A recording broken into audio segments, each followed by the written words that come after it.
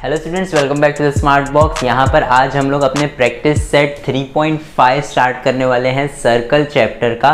तो यहाँ पर आइए हम without wasting any time start करते हैं। लेकिन अगर उससे पहले आपने इससे प्रीवियस वीडियो अगर नहीं देखी होगी स्टूडेंट्स, जिसमें हमने थ्योरम्स और बेसिक्स एक्सप्लेन किए थे जो इस प्रैक्टिस सेट में यूज़ होने वाले हैं, तो वो ज़रूर पहले देख लीजिएगा। आइए स्टार्ट करते हैं। यहाँ पर हमारा फर्स्ट क्वेश्चन कुछ इस तरह से है स्टूडेंट्स कि इन फिगर रे P Q touches the circle eight point Q, यानी हमारा ये रे पी क्यू जो है वो सर्कल को सिर्फ क्यू पे क्या कर रहा है, टच कर रहा है। यानी पी क्यू जो है वो एक तरह से टेंजेंट है, ठीक है। और पी क्यू का हमें वैल्यू दिया हुआ है कि पी क्यू जो है वो 12 है, पी आर की वैल्यू दी हुई है हमें कि 8 है, ठीक है। यहाँ पर हम लिख देते हैं ये 12 है और ये 8 है। Find P S and R S, हमें क्या फाइंड करना है, पी एस पूरा और ये आर एस फाइंड करना है, ठीक है। तो अब यहाँ पर हम देख सकते हैं स्टूडेंट्स कि यहाँ पर एक टेंजेंट है और एक सीकेंट है। तो यहाँ पर हमारा टेंजेंट सीकेंट थ्योरम लगेगा। तो यहाँ पर बहुत ही ईजी है, सिर्फ देख करके पता चल जाएगा हमें कि डायग्राम देखने से ही पता चल जाएगा कि कौन सा थ्योरम हमें यूज़ करना है। तो यहाँ पर हम लिखेंगे from tangent secant segment theorem, जो हमने सबसे लास्ट में पढ़ा, वो हमारा थ्योरम क्या बोलता है, P Q square is equal to P R into P S, ये टेंजेंट सीकेंट सेगमेंट थ्योरम बोलता है, ठीक है। अब यहाँ पर हमें पी क्यू स्क्वायर की वैल्यू तो पता है 12 है, तो यहाँ पर हम 12 पुट कर देते हैं, 12 स्क्वायर।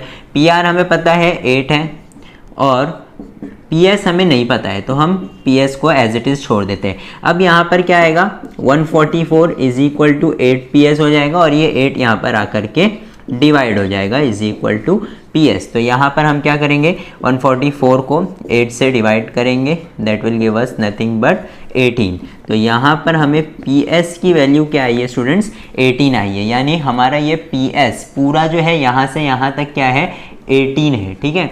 तो यहाँ पर ये अगर पूरा हमारा 18 है तो आर एस यानी ये छोटा सा कॉर्ड जो है वो हमारा क्या होगा, इसे हम इस तरह से लिख सकते हैं, पी एस ये पूरा is equal to P R plus R S, है ना। इस तरह से हम लिख सकते हैं। तो पी एस की वैल्यू तो हमें 18 आई है, पी आर की वैल्यू हमें पता है स्टूडेंट्स 8 है और आर एस हमें फाइंड करना है। तो ये 8 यहाँ पर आकर के माइनस हो जाएगा विच विल गिव अस 10। तो हमारी आर एस की वैल्यू जो है वो 10 है। तो यहाँ पर हमारा सम इतना सिंपल था स्टूडेंट्स, हमें बस ये थ्योरम पता होना चाहिए कि वो थ्योरम एक्चुअली है क्या, और फिर हमारा सम जो है वो इस तरह से आसानी से सॉल्व हो जाएगा। आइए सेकंड सम देखते हैं। यहाँ पर हम अपना सेकंड सम देख लेते हैं। यहाँ पर हमारा सेकंड सम हम डायग्राम देख करके बता सकते हैं स्टूडेंट्स कि दो कॉर्ड जो है वो एक दूसरे को इंटरनली इंटरसेक्ट कर रहा है, तो हमें कौन सा थ्योरम यूज करना है। आइए हम देख लेते हैं कि हमें क्वेश्चन में पूछा क्या है। In figure chord M N and chord R S, M N and R S intersect at point D, यानी इंटरनली क्या कर रहे हैं, एक दूसरे को इंटरसेक्ट कर रहे हैं,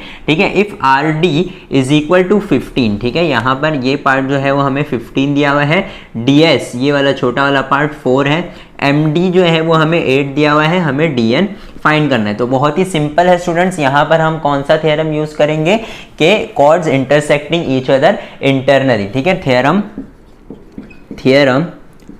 ऑफ इंटरनल डिवीजन, है ना, ये वाला थ्योरम हम यूज करेंगे। यहाँ से हमारा सॉल्यूशन स्टार्ट हो जाएगा। तो यहाँ पर theorem of internal division actually बोलता क्या है, R D into D S, R D into D S will be equal to M D into D N, M D into D N. बहुत easy है। आर डी हमारा 50 है, D S हमारा 4 है, M D हमारा 8 है और D N हमें नहीं पता, ठीक है। तो 5 4 विल बी 68 डी एन, ठीक है। 60 डिवाइड बाय 8 हो जाएगा is equal to D N. अब तो यहाँ पर हमारी डी एन की वैल्यू क्या आ रही है स्टूडेंट, 7.5। तो यहाँ पर इस तरह से हमारा ये क्वेश्चन का फर्स्ट पार्ट खत्म होता है स्टूडेंट्स। इसी तरह हमें जो है ना यही क्वेश्चन का सेकंड पार्ट भी दिया हुआ है, लेकिन अब वैल्यूज जो है उसकी चेंज हो गई है। यानी ये सब जो वैल्यू हमने ली थी, अब ये वैल्यू इसकी नहीं है, बल्कि इसकी वैल्यूज चेंज हो गई है। जैसे हमें क्या दिया हुआ है, आर एस यानी ये पूरा हमें दिया हुआ है 18, एम डी हमें दिया हुआ है 9, ठीक है, और डी एन हमें दिया हुआ है 8, और हमें फाइंड क्या करना है, डी एस यानी ये हमें फाइंड करना है, ठीक है। और हमें पूरा आर एस दिया है, आर डी नहीं दिया है। अगर आर डी दिया होता तो हमारा काम इसी तरह आसान हो जाता, लेकिन ये भी आसान है। वापस से यहाँ पर हम सॉल्यूशन लिखेंगे और यही लिखेंगे थ्योरम ऑफ इंटरनल डिवीजन, ठीक है। अब यहाँ पर हम देख सकते हैं कि हमारा थ्योरम जो है वो सेम लगेगा।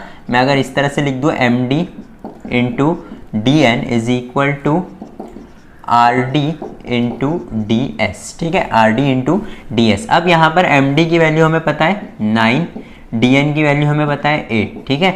आर डी की वैल्यू हमें नहीं पता है स्टूडेंट्स, लेकिन हम आर डी को क्या लिख सकते हैं, R S minus D S लिख सकते हैं। यानी ये पूरे में से अगर मैं डी एस माइनस कर दूँ तो मुझे आर डी आ जाएगा। तो मैं ये आर डी की जगह पर यहाँ पर लिखूँगा R S minus D S, R S minus D S into D S, ठीक है। ये आर डी की जगह पर हमने ये लिख दिया। क्यों हमने ऐसा किया, क्योंकि यहाँ पर हमें आर एस की वैल्यू दी हुई है तो हम उसे यूटिलाइज कर सकते हैं। अब यहाँ पर वापस से 9 into 8 is equal to R S is what 18, D S हमें नहीं पता है, ठीक है।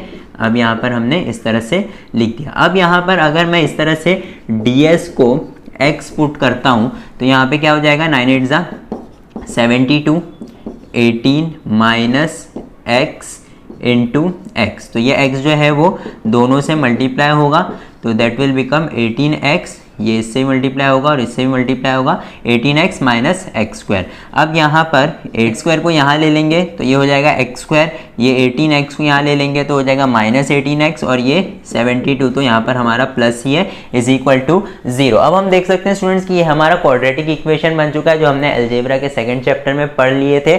अब यहाँ पर हम इसे फैक्टराइजेशन मेथड से सॉल्व करेंगे और हमारे x की वैल्यू फाइंड करेंगे। तो अब यहाँ पे स्टूडेंट हम देख सकते हैं कि माइनस 18 है और अगर मैं इसे प्लस करूंगा 12 plus 6 that will give me nothing but plus 18। तो यहाँ पर मुझे दोनों ही माइनस डालना पड़ेगा ताकि minus minus becomes plus and, यहाँ पर क्योंकि बिगर नंबर की साइड माइनस है तो माइनस 18 हमें आंसर आ जाएगा। तो यहाँ पर हम इसे स्प्लिट करेंगे, स्प्लिटिंग द मिडिल टर्म कुछ इस तरह से, minus 12x minus 6x plus 72 is equal to 0। अब यहाँ पर हम क्या करेंगे, ग्रुपिंग करेंगे। इसमें से क्या कॉमन आएगा, x कॉमन आएगा, अंदर बचेगा x माइनस 12। इसमें से भी क्या कॉमन आएगा, माइनस 6 अगर मैं कॉमन ले लूँ तो x अंदर बचेगा और यहाँ पर आएगा माइनस 12, ठीक है, इज इक्वल टू 0। तो हम देख सकते हैं कि x माइनस 12 और x minus 6 is equal to 0, ये हमारा 2 बन रहा है। तो x इज इक्वल टू 12 आएगा या तो फिर x इज इक्वल टू 6 आएगा। यानी हमारे ds की वैल्यू जो है वो क्या होगी, यहाँ पर या तो 12 होगी या तो ds की वैल्यू हमारी 6 होगी। तो इस तरह से स्टूडेंट्स हमारा ये सम भी खत्म होता है, that is our second sum. आइए थर्ड सम, हम अपना थर्ड सम देखते हैं। हमारा थर्ड सम भी बहुत आसान है हमारा। हम देख सकते हैं फिगर में कि एक टेंजेंट है और एक सीकेंट है तो वही थ्योरम यूज होगा, बट एक्चुअली पूछा क्या है देख लेते हैं। In figure O is the centre of the circle and B is a point of contact segment OE is perpendicular to AD।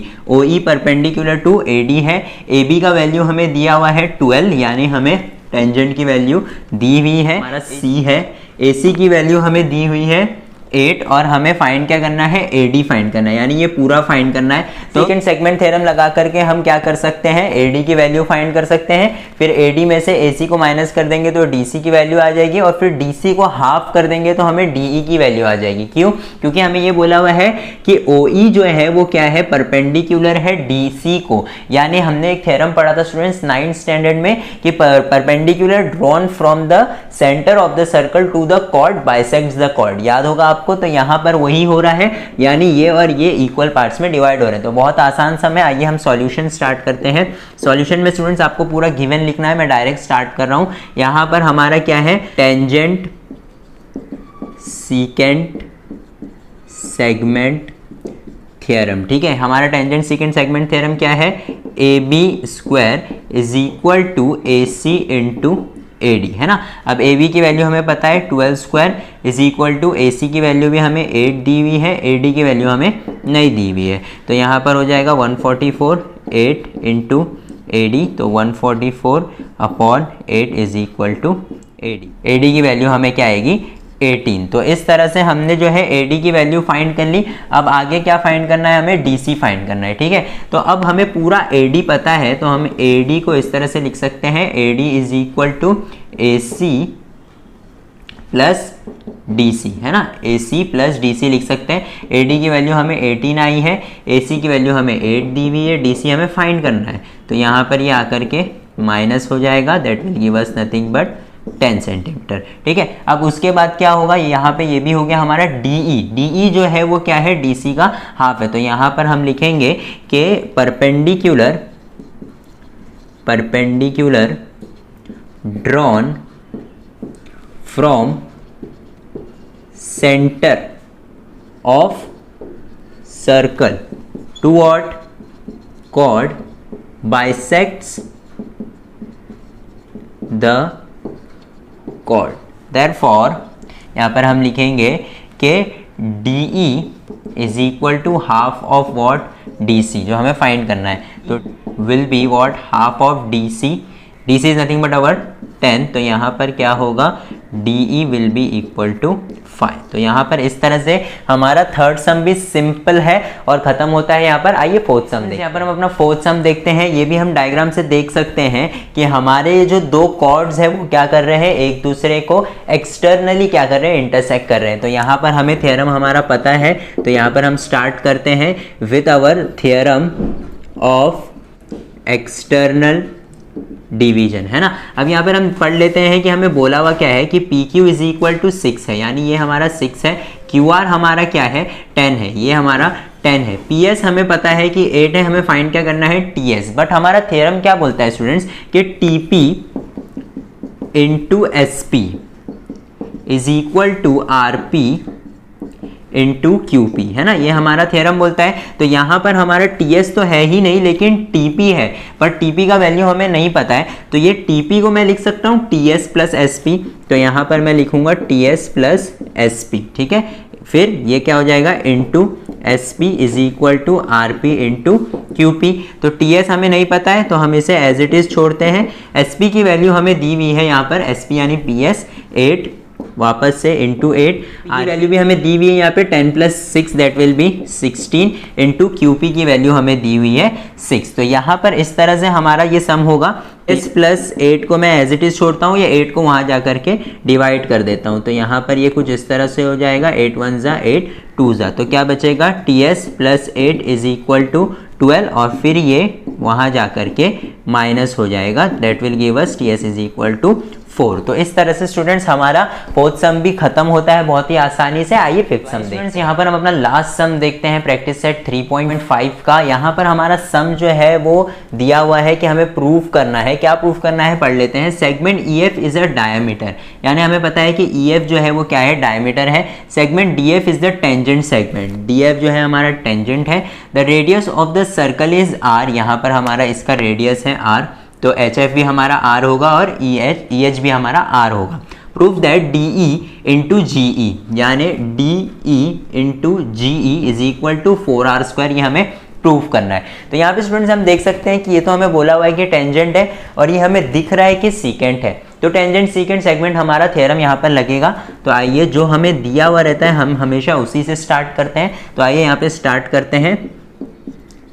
Tangent secant segment theorem क्या बोलता है हमारा सेगमेंट थ्योरम, यहाँ पर DF² is equal to DG into DE, ये हमारा theorem है, ठीक है। अब यहाँ पर इसे हम 1 देते हैं और यहीं पर छोड़ते हैं फिलहाल। अब आगे बढ़ते हैं स्टूडेंट्स। यहाँ पर हम देख सकते हैं कि HF जो है वो क्या है, परपेंडिकुलर है DF को।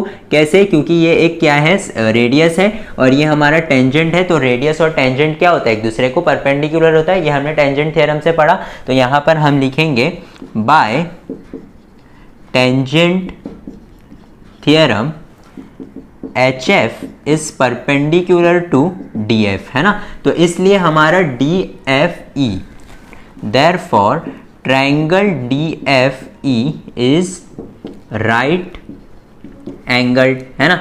अब ये क्योंकि राइट एंगल्ड है तो हम इस पे पाइथागोरस थ्योरम अप्लाई कर सकते हैं। तो वो क्या हो जाएगा, therefore DE² is equal to DF² plus F E square, है ना। अब यहाँ पर डी ई को मैं एज इट इज़ छोड़ता हूँ, डी एफ को भी, बट यहाँ पर मैं एफ ई को क्या लिख सकता हूँ, एफ ई जो है मेरा आर प्लस आर है यानी 2r है, तो यहाँ पर मैं इसे 2r स्क्वायर लिख दूंगा, है ना। एफ ई की वैल्यू 2r है और स्क्वायर है इसीलिए 2r स्क्वायर, तो यहाँ पे क्या हो जाएगा D E square is equal to D F square plus 4r square. अब यहाँ पर हम देख सकते हैं स्टूडेंट्स कि हमारा 4r स्क्वायर तो आ गया है। अब क्या करेंगे, डी ई है, हाँ है, लेकिन यहाँ पर क्या है जीई है, तो ये हमें डीएफ को एलिमिनेट करना है। तो हम इसे क्या करते हैं, पहले तो यहाँ लेकर के आ जाते हैं, तो ये इस तरह से D square minus D F square is equal to 4r square हो जाएगा। अब यहाँ पर हम देख सकते हैं स्टूडेंट्स कि डी एफ स्क्वायर की वैल्यू क्या है, D G into D E है ना,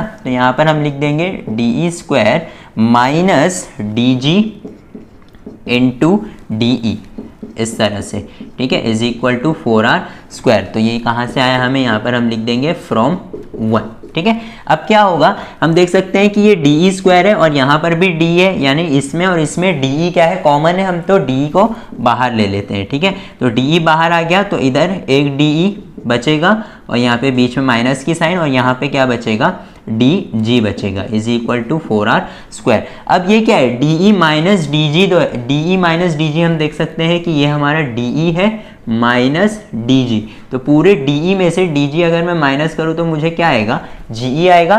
तो यहाँ पर मैं लिख दूंगा D E into G E is equal to 4r square. तो ये हमारा सिंपल सा प्रूफ था स्टूडेंट्स, हमें यही प्रूफ करना था। अब आइए यहाँ पर हमारा प्रैक्टिस सेट 3.5 खत्म होता है स्टूडेंट्स। अगर आगे जो हमारा प्रॉब्लम सेट 3 है वो आप खुद से ट्राई करिए सॉल्व करने के लिए, वो हम कराएंगे, लेकिन अभी नहीं, थोड़े दिन के बाद कराएंगे, ताकि आपको जो है वो ये सारी प्रैक्टिस हो जाए और आप वो खुद से सॉल्व करने के लिए कोशिश करेंगे, तो आपको पता चलेगा कि आपका बेसिक, आपके थ्योरम्स जो है वो कितने क्लियर है। तो यहाँ पर अगर इसमें या प्रॉब्लम सेट आप स्टार्ट कर रहे हैं तो उसमें अगर कोई भी डाउट है तो आप नीचे हमें कमेंट कर सकते हैं और हमारे व्हाट्सएप नंबर पे आप हमें टेक्स्ट कर सकते हैं, फोटो लेकर के आप अपने सम का भेजिए। अगर कहीं पर भी आप अटक रहे हैं तो हमारा वीडियो देख लीजिए और फिर भी नहीं समझ रहा है तो आप हमें मैसेज कर सकते हैं, हम आपकी जल्दी से जल्दी क्वेरी सॉल्व करने की कोशिश करेंगे। And thank you for watching the smart box.